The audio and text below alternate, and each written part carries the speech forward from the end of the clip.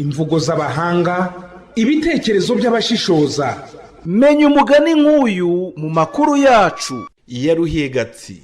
Uyu mugani baca ngo yaruhiye gatsi, abandi bati yaruhiye agatsi, wakomotse kuri gatsi ka Syori mu Kibari.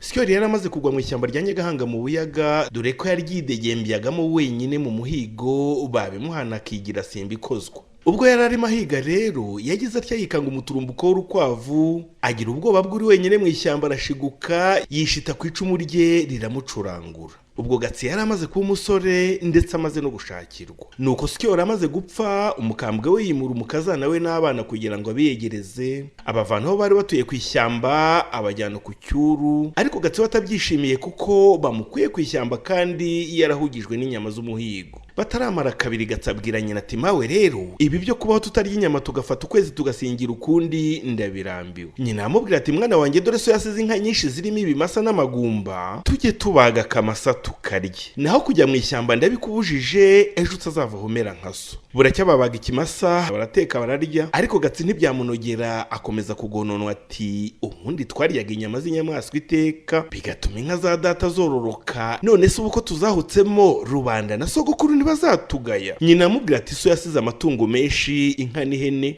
noneho tujye tubaga ihene ubariza urye. Gatsi ati ninziriya njyenyine ntazisangiye na bashiki banjye bizamarira iki? Ibyo yabivugiye ko abagore n'abakobwa bataryaga inyama z'ihene ngo ejo batazavaho bamera ubwanwa. Nyina ati njye na bashiki bawe ntidusanzwe turarikira inyama. Gatsi apfa kwemera ariko atanezerewe. Bukeye bamubagira isekurume, amaze kurya nyina amubwira ati mwana wanjye rero, cyo tuza kurarikira guhiga. Gatsi ntiyabyitaho, bucya hambira asanga abagenzi b'ibuhambe bahoze bahigana, agezeho baraganira, ararayo. Bukeye bajyana mu ishyamba guhiga, bica inyamaswa nyinshi, barabaga barotsa bararya. Mu gitondo Gatsi bamuha umurwi, arawutahana awushyira nyina na bashiki be, barateka barasangira. Gatsi afatiraho ijambo araterura ati ntimureba ko dusangiye bikaba byiza? Ubundi nigunganaga inyama zanjye njyenyine, bashiki banjye bakanuye amaso. Nyina aramubwira ati mwana wanjye, ahubwo nzajya ntanga inshuro ngura inyama, ariko wowe kujya mu ishyamba ngo ejo have ubizira nka so. Gatsi ntibyamunogera, akomeza gushegera umuhigo. Koko rero Gatsi yari yarakomeje guhinyura inama, nuko bene wabo baramutonganya, bamuziza ko yanga kumvira abakuru, nyina na sekuru. Ariko ibyo bamuhannye byose Gatsi ntabyiteho, abaririza abahigi babamurangira i Kigali cya Mwendo. Amaze iminsi Mwendo babyutsa umuhigo, bageze mu ishyamba bavumbura imbogo, ihubutse ihubirana na Gatsi iramwisira mwica.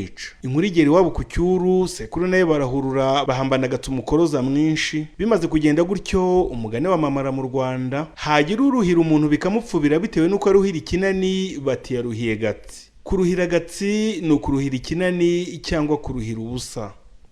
Xavier Bizimana, Isango Star. Imvugo z'abahanga, ibitekerezo by'abashishoza. Menya umugani nk'uyu mu makuru yacu.